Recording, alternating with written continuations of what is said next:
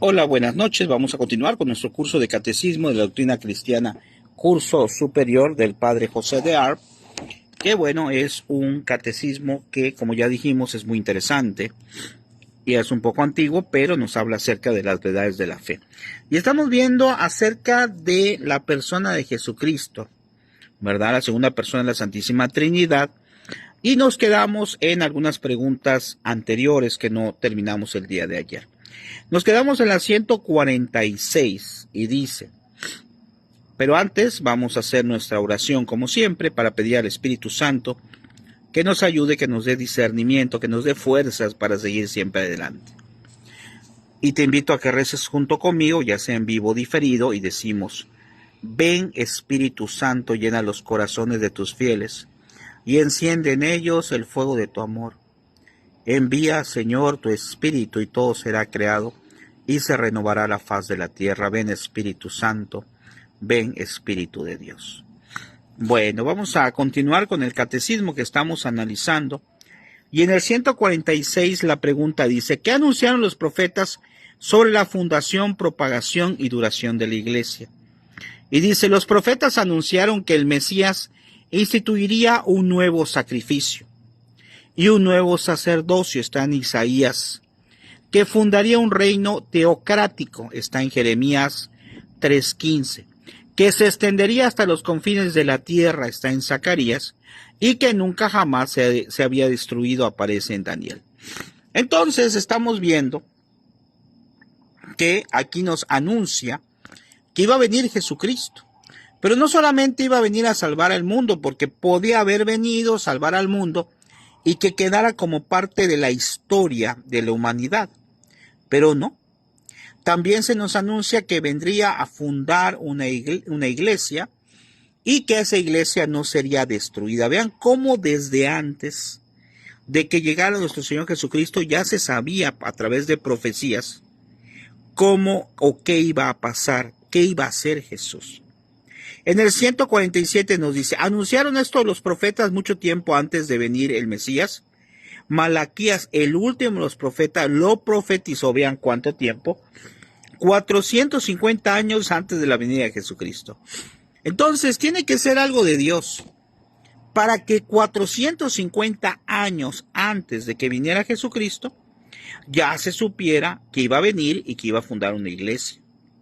En el 148 nos dice: eran también conocidas estas profecías mucho antes de Jesucristo. Y dice: todas estas profecías varios siglos antes de Jesucristo se habían escrito, conservado y leído por los judíos como escritos divinos. Se habían traducido a otras lenguas y propagado entre los pueblos gentiles. De consiguiente, es indudable que estas profecías son auténticas, es decir, que tienen por autor al mismo Dios, porque solo la ciencia infinita de Dios podría trazar con tanta anticipación una imagen tan fiel del futuro Salvador. Y habiéndose cumplido en Jesús de Nazaret todas estas profecías, no puede caber duda de que Él es el Redentor prometido. Y aquí, tenemos una aplicación práctica que nos pone el catecismo que dice: qué felices somos de conocer a nuestro divino Salvador, por quien suspiraban los padres del Antiguo Testamento. Es decir, nosotros tenemos la fortuna de haber nacido después de la venida de nuestro Señor Jesucristo, porque antes millones de personas estuvieron esperando la venida del Mesías y no llegó hasta que ya estaba establecido cuándo iba a llegar.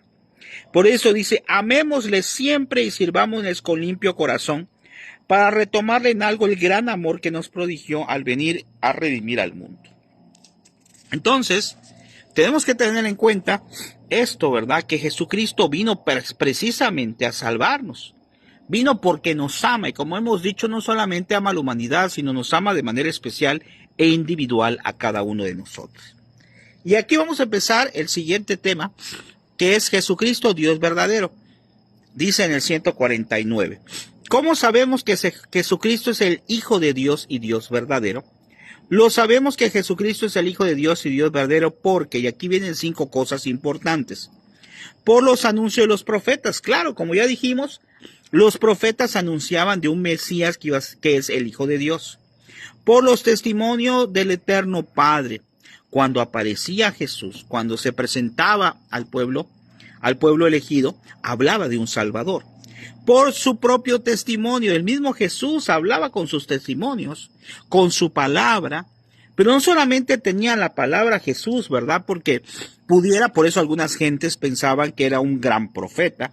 De hecho, por ahí hay una denominación, no me acuerdo ahorita cuál, la otra vez lo leí, de que piensa que Jesús, creo que los testigos de Jehová, piensan que Jesús es un gran profeta, pero no que es hijo de Dios, lo cual es completamente erróneo, porque como aquí dice, desde la antigüedad se hablaba que Jesucristo es el Hijo de Dios y que se iba a ser hombre y que iba a ser nuestro Salvador.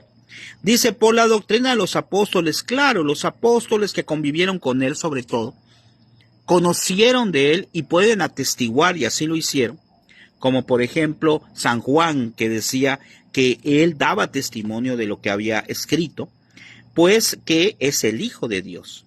Y en el quinto dice, por la doctrina de la Iglesia Católica. Claro, al Jesucristo haber fundado la Iglesia Católica, y al decir que el Espíritu Santo estaría presente en la Iglesia toda la eternidad, y Jesús decía, yo estaré con ustedes hasta el último día, entonces, lógicamente se entiende que todo lo que la Iglesia nos presenta doctrinalmente es verdad, y sobre todo que está fundamentado siempre en las Sagradas Escrituras.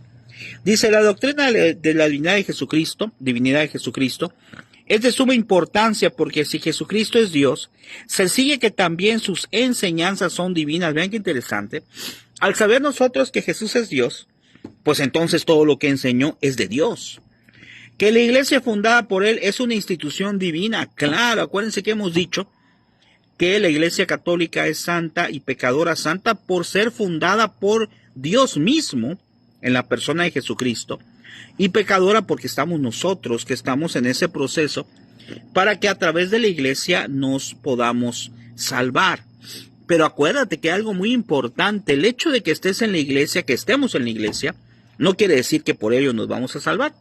Me acuerdo por allá que alguna persona decía, no, pues es que yo como soy pariente de un padre o de un religioso, pues con eso me va a ir bien. No, cada uno daremos cuentas a Dios de lo que hicimos cada uno. Y si estamos en la iglesia de Cristo, en la iglesia católica, pues es la iglesia verdadera. Pero si estamos en la iglesia católica y no hacemos lo que nos dice la iglesia, es decir, lo que nos enseña Jesucristo, pues entonces ¿cómo nos vamos a salvar? No es en automático. Y aquí nos dice también algo muy interesante. Dice que el magisterio eclesiástico tiene realmente el don de la infalibilidad que Jesucristo lo prometió. Eso lo vamos a ver más adelante, la pregunta 234. Y que de consiguiente tenemos una garantía divina de la verdad de cada una de las doctrinas de la Iglesia. Es verdad que tenemos todavía algunas pruebas irrefragables de la divinidad de la Iglesia y su doctrina. Por ejemplo, en su admirable propagación. O sea, vean cómo hay más pruebas que estamos en la Iglesia verdadera por la propagación. Si nosotros leemos, por ejemplo, los Hechos de los Apóstoles, hay una parte donde sale Pedro y empieza a evangelizar y dice que en poquito tiempo evangelizó miles de personas y miles se quisieron bautizar. Eso no puede ser otra cosa sino una iglesia verdadera. ¿Qué iglesia tiene a una persona precisamente como encargada a nivel mundial? Pues solamente la Iglesia Católica. ¿Y quién? Su santidad. ¿Y qué iglesia tiene tiene papas, verdad, encargados de la iglesia visible desde San Pedro hasta nuestros días? Solamente la Iglesia Católica. ¿Cuál es la iglesia reconocida en todo el mundo? Si alguien dice y le pregunta, a ver, ¿quién es el encargado ahorita de una iglesia X, cualquiera? Pues te aseguro que casi nadie lo va a saber. Más bien los de la propia denominación. En cambio, si alguien le pregunta, a ver, ¿quién es el encargado o quién es la cabeza visible de la Iglesia Católica? Pues todos sabemos quién es, ¿verdad? Y esa persona, o bien el Santo Padre, dependiendo de todos lo que hemos vivido, pues desde San Pedro hasta el día de hoy, pues está reconocido como el Papa. Y aquí nos dice la 150, ¿cómo llaman los profetas al Mesías prometido? Los profetas llaman al Mesías prometido Dios con nosotros. Es decir, Emmanuel, el admirable, el Padre del siglo venidero. Isaías dice de él, Dios mismo en persona vendrá y os salvará. Eso está en Isaías, vean, del Antiguo Testamento, y Jeremías, que también es el Antiguo Testamento, decía, el nombre con el que se ha nombrado es el de justo Señor nuestro. Está en Jeremías 23:6. Entonces, como siempre, estamos viendo nuevamente que la palabra de Dios del Antiguo Testamento nos confirma de la venida del Salvador, nos confirma que es Jesucristo y nos confirma que es hombre y que es Dios. En el 151 dice, ¿cuál es el testimonio del Eterno Padre? Como Jesucristo fue bautizado en el Jordán y cuando más allá se transfiguró en el monte Tabor, se oyó una voz del cielo que decía, este es mi querido Hijo, en quien tengo puesta toda mi complacencia. Mateo 3:17. Bueno, vamos a dejarlo hasta ahí. Nos quedamos en la pregunta 151 y como siempre hacemos nuestra reflexión para terminar nuestro tema. ¿Qué estamos viendo hoy? Bueno, pues continuamos con lo que es el hecho de que Jesucristo fue anunciado desde el Antiguo Testamento. Es decir, se habló de él, en los salmos, hay un salmo por ahí que habla acerca de su pasión y de su muerte. Vean qué interesante. Y todos estos libros del Antiguo Testamento fueron escritos, aquí nos dice que algunos 450 años antes, o muchos años más antes de que viniera Jesús. Y eso comprueba precisamente que Jesús es Dios. Y el otro punto importante es que Jesús era el Salvador. Y el otro punto importante es este que acabo de mencionar, que Jesús es Dios. Es la segunda persona de la Santísima Trinidad. Precisamente en quien debemos de platicar, en quien tenemos, como dice el catecismo, en quien debemos de tener nuestro agradecimiento porque haya venido a salvarnos y porque nos haya tocado esta parte de la historia, porque como ahí dice, pues en el Antiguo Testamento había muchas personas que querían conocer al Mesías y no lo pudieron conocer porque no llegó en ese tiempo. Nosotros tampoco llegó en ese tiempo, pero aquí hay algo muy interesante. Si no vivimos en la época de Jesucristo, estamos en la época de Jesucristo todavía. Y me van a decir, ¿y por qué si Jesús ya no está acá?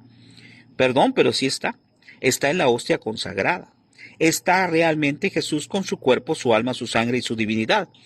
Y acuérdate que hay investigaciones, hay muchos milagros eucarísticos comprobados por la iglesia, que se ha comprobado que la hostia, ha habido sangre en la hostia, sangre humana o pedazos de carne en el miocardio del corazón de las personas. Por eso es importantísimo que nosotros nos apeguemos precisamente a esa fe, a esa confianza de que Dios está realmente presente en la hostia consagrada.